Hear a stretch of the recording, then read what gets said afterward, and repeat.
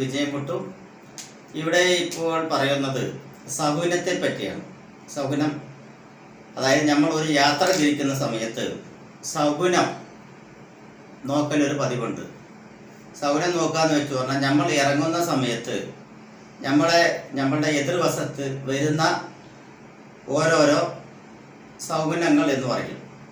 ഉദാഹരണത്തിന് ഇപ്പോൾ ഒരാൾ കുടവും വെള്ളവും എടുത്തിട്ട് ഒരു സ്ത്രീയോ പുരുഷനോ വരികയാണെങ്കിൽ അതൊരു സൗഗുണമായി കണക്കാക്കാറുണ്ട്.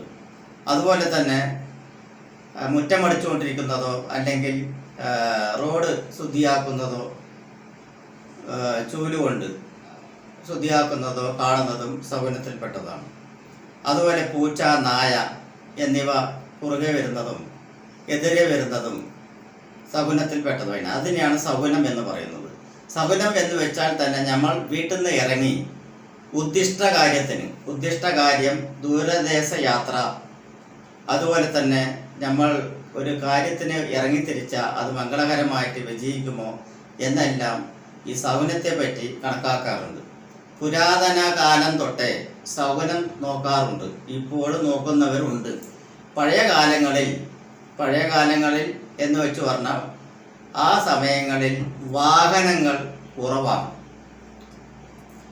അപ്പോൾ കാൽനടയായിട്ടായിരിക്കും മിക്കവാറും യാത്ര, അല്ലെങ്കിൽ കാളവണ്ടിയിൽ, അല്ലെങ്കിൽ കുതിരവണ്ടിയിൽ, അല്ലെങ്കിൽ ആന,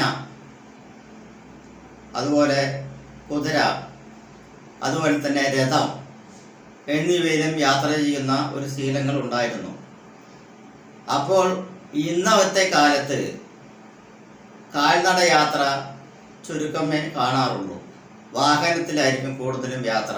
അത് ഇരുചക്ര വാഹനമായാലും 4 ചക്ര വാഹനമായാലും അതങ്ങനെയുള്ള യാത്രയായിരിക്കും.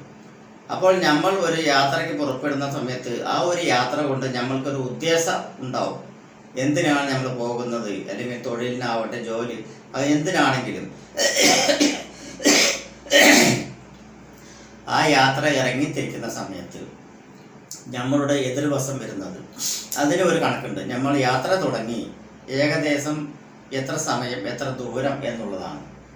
അതായത് ഏകദേശം ഒരു നാഴിക എന്ന് പറയുമ്പോൾ ഏകദേശം ഒരു 4 മിനിറ്റ്, 5 മിനിറ്റ് തന്നെ വയ്ക്കാം. 5 മിനിറ്റ് ദൂരം സഞ്ചരിച്ച് കഴിഞ്ഞാൽ വരുന്ന അതിൻ്റെ ഉള്ളിലെ സകുനം കണക്കാക്കാറുള്ളൂ. അതിന് ശേഷം വരുന്ന ഒരു നാഴിക എന്ന് പറയുമ്പോൾ 60 വിനാഴികയാണ്. 60 വിനാഴിക എന്ന് പറയുന്ന സമയത്ത് തന്നെ ഒരു 5 മിനിറ്റ് എന്ന് വെച്ച് പറഞ്ഞാൽ ഈ 1 മിനിറ്റ് 2.5 വിനാഴിക അങ്ങനെയായിട്ട് കണക്കാക്കും. അപ്പോൾ 2, 2, 5, 15 വിനാഴിക, ചുരുക്കത്തിൽ പറയുകയാണെങ്കിൽ 15 വിനാഴിക ചെല്ലുന്ന സമയത്താണ് സകുനം. അത് കഴിഞ്ഞു പറഞ്ഞാൽ പിന്നെ സകുനം നോക്കേണ്ടതില്ല എന്നുള്ളതും വരുന്നുണ്ട്. അപ്പോൾ ആദ്യം വരുന്നത് സകുനത്തിൽ ശുഭസകുനങ്ങൾ ഏതെല്ലാമാണ് നമുക്ക് ചിന്തിക്കാം. ഇപ്പോൾ രണ്ട് ബ്രാഹ്മണർ ഒറ്റയ്ക്കല്ല, 2 ബ്രാഹ്മണർ ഒരുമിച്ച് വരുന്നത് ശുഭസകുനമാകുന്നു. അത് നല്ല സകുനം. നമ്മൾ പോയ കാര്യങ്ങളെല്ലാം ഉദ്ദിഷ്ടപരമായിട്ടും കാര്യസാധ്യതയ്ക്കും അത് ശുഭസകുനമാണ്. അതുപോലെ തന്നെ ആരെങ്കിലും തൈര് കൊണ്ടുവരിക, പാല് കൊണ്ടുവരിക എന്നിവയെല്ലാം ശുഭലക്ഷണങ്ങളിൽ പെടുന്നവയാണ്. അതുപോലെ തന്നെ മദ്യം പണ്ട് കാലത്ത് കള്ള് ചെത്തി കൊണ്ടുവരുന്നതായിരിക്കും മദ്യമായി കണക്കാക്കുന്നത്, അല്ലെങ്കിൽ ചാരായം തോടിലേറ്റിട്ട് വരുന്നത്, ക്യാനിലേറ്റിട്ട് വരുന്നതൊക്കെ മദ്യമാണ്. അതുപോലെ തന്നെ മണ്ണ് ചുമന്ന് കൊണ്ടുവരുന്നത് നല്ല സകുനമാണ്. അതുപോലെ തന്നെ നമ്മൾ ചിലപ്പോൾ നമ്പൂതിരിമാരെല്ലാം അമ്പലത്തിലേക്ക് പോകുമ്പോൾ ശംഖും മറ്റുള്ള പൂജാസാധനങ്ങളൊക്കെ ആയിട്ട് കൊണ്ടുപോകുന്നതും നല്ല സകുനത്തിൽപ്പെട്ടവയാണ്. അതുപോലെ തന്നെ പച്ചയിറച്ചി കൊണ്ടുവരുന്നതും കാണുന്നതും അത് നല്ല സകുനമായി വരുന്നുണ്ട്. പിന്നെ ഉള്ളത് അഗ്നിയാണ്, കത്തിക്കൊണ്ടിരിക്കുന്ന തീ, അത് ശുഭസകുനത്തിൽ പെടുന്നവയാണ്. അതുപോലെ തന്നെ കായ്കനികൾ എന്ന് വെച്ച് പറഞ്ഞാൽ പഴം, കായ് എന്ന് വെച്ച് പറഞ്ഞാൽ അവയിൽപ്പെട്ടവ. അതുപോലെ തന്നെ വേശ്യ എന്ന് തന്നെ പറയും. അങ്ങനെയുള്ള പണ്ടുകാലങ്ങളിൽ ദാസി പ്രവർത്തനങ്ങൾ പബ്ലിക്കായിട്ട് ഉണ്ടായിരുന്നു, ഇപ്പോഴും ഉണ്ടാവാറുണ്ടെന്ന് തോന്നുന്നു. അങ്ങനെയുള്ള വേശ്യകൾ വരുന്നതും തേനും കരിമ്പും രണ്ടും ഒരുമിച്ചല്ല, 2 സെപ്പറേറ്റ് ആണെങ്കിലും നല്ല സുഖസൗകര്യമാണ്. അതുപോലെ തന്നെ വാഹനങ്ങൾ പറഞ്ഞാൽ ആന ഉൾപ്പെടെ ഉള്ള വാഹനങ്ങൾ, ആനയായാലും കുഴപ്പമില്ല, ആനയും അമ്പാരിയും എന്ന് പറയും. അതുപോലെ വാദ്യഘോഷങ്ങൾ, അതുപോലെ തന്നെ വാഹനങ്ങൾ വരുന്നത്, ഇതെല്ലാം ശുഭ സൗകര്യമായി കണക്കാക്കുന്നുണ്ട്. പക്ഷേ വാഹനം പൊതുവെ നല്ലതാണ്, സൗകര്യത്തിന് നല്ലത് തന്നെയാണ്. അപ്പോൾ വാഹനത്തിൽ തന്നെ ചിലപ്പോൾ തനിയെ വരുന്ന വാഹനങ്ങളുണ്ട്, അതിൽ യാത്ര ചെയ്യുന്നവരുണ്ട്. യാത്ര ചെയ്യുന്നവർ ഉള്ളതാണെങ്കിൽ ഏറ്റവും ഉത്തമം. ഇപ്പോൾ വാഹനം എന്ന് പറയുകയാണെങ്കിൽ ഇപ്പോൾ ടാക്സികൾ ഇഷ്ടം പോലെയുണ്ട്. അപ്പോൾ അതവരുടെ ജോലിയുടെ ഭാരമായിട്ടാണ് വാഹനം എന്നത്. അപ്പോൾ അതിൽ ആരും ഇല്ലെങ്കിൽ കാലി ആയിട്ടുള്ള വാഹനം എന്ന് പറയുന്നത്. അപ്പോൾ വാഹനത്തിൽ ആളുകൾ ഒന്നോ അതിലുമോ ഉണ്ടെങ്കിൽ അതും ഏറ്റവും നല്ലതാണ്. അതുപോലെ തന്നെ കയറിട്ട കാള, ഒറ്റയ്ക്കുള്ള കാളയല്ല, കയറിട്ട കാള നേരിട്ട് വരുന്നത് വളരെ സുഖമാണ്. കയറിട്ട കാള എന്ന് വെച്ച് പറഞ്ഞാൽ മൂക്കിൽ കയറിട്ടിട്ട് കൊണ്ടുള്ള കാള വരുന്നത് വളരെ ഉചിതപരമായിട്ടുള്ള ഒരു സൗകര്യമായിട്ട് കണക്കാക്കാറുണ്ട്.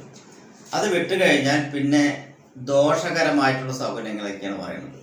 ദോഷകരമായിട്ടുള്ള സൗകര്യം എന്ന് വെച്ച് പറഞ്ഞാൽ കഴുത നേരിട്ട് വന്നു കഴിഞ്ഞാൽ നമ്മൾ ഓരോ കാര്യത്തിന് ഇറങ്ങിത്തിരിക്കുന്നത് യാത്രകളിൽ വിമിഷ്ടങ്ങൾ വരുവാനുള്ള സാധ്യത കാണുന്നുണ്ട്. അതുപോലെ തന്നെ പോത്ത്, ഒരു കാലൻ്റെ രൂപേണയാണ് പോത്തിനെ കണക്കാക്കുന്നത്.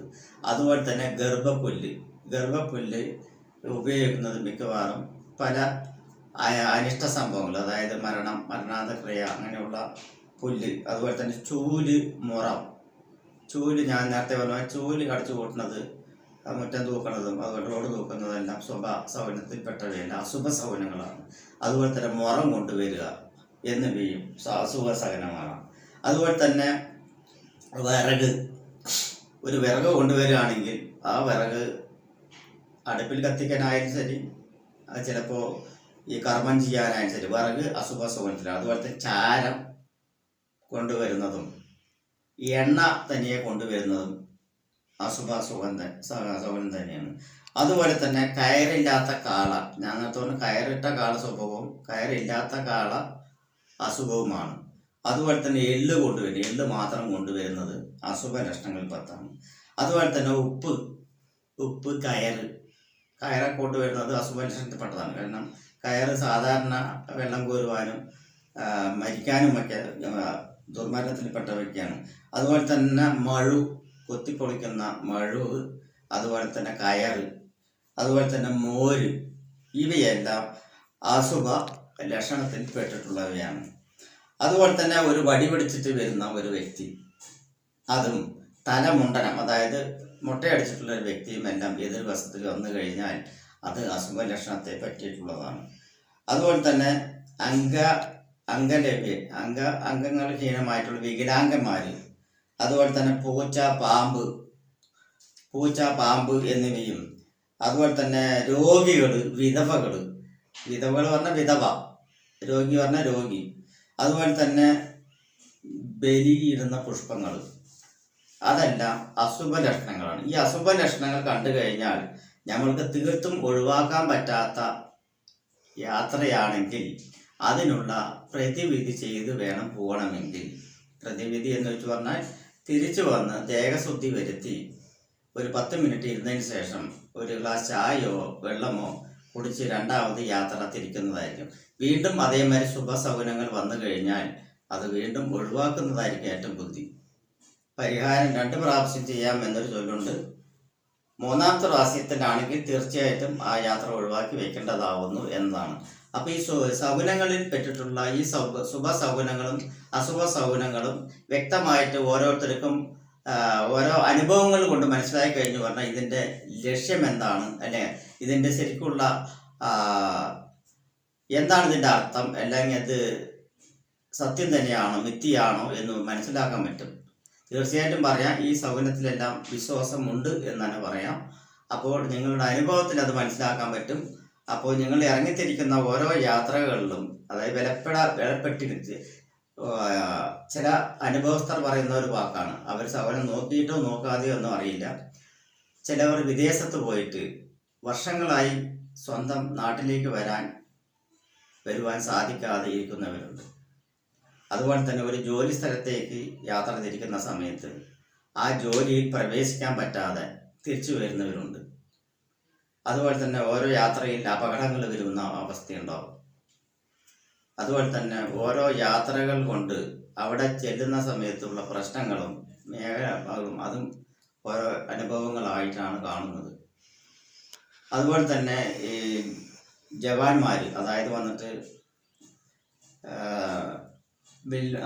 ആർമി, മിലിറ്ററി എന്ന മേഖലയിൽപ്പെട്ടിട്ടുള്ള പട്ടാളക്കാർ, ഉദ്യോഗസ്ഥന്മാർ, അങ്ങനെയുള്ളവർ എല്ലാം ഇറങ്ങിത്തിരിക്കുന്ന സമയത്ത് അവർ ശുഭസഹനത്തോടുകൂടി തന്നെ യാത്ര ചെയ്തിരിക്കുന്നതായിരിക്കും നല്ലത്. അശുഭസഹനം കണ്ടു കഴിഞ്ഞാൽ അതിനുള്ള പരിഹാരം വെച്ചിട്ട് മടങ്ങുക, അല്ലാത്ത പക്ഷേ യാത്ര റദ്ദാക്കുക എന്നാണ് പറഞ്ഞു വരുന്നത്. അപ്പോൾ ഇത് എല്ലാവരുടെയും ശ്രദ്ധയിലിരിക്കും.